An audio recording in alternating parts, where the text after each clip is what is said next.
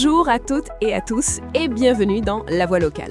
Aujourd'hui, on parle d'un secteur qui nourrit le pays, qui fait vivre des millions de Togolais, l'agriculture. Oui Anita, on dit souvent que la terre ne ment pas.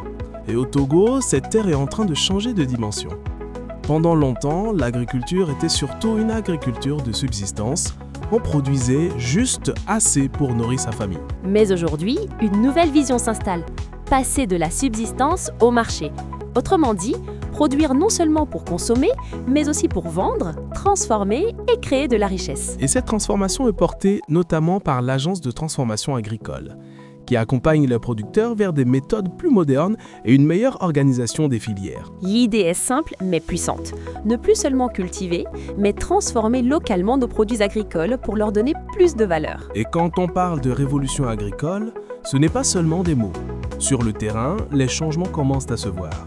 De nouvelles technologies agricoles, des méthodes d'irrigation plus performantes, des outils adaptés qui réduisent la pénibilité du travail et augmentent les rendements. Et cela concerne tout le pays, de Kara au plateau, des savanes jusqu'à la maritime.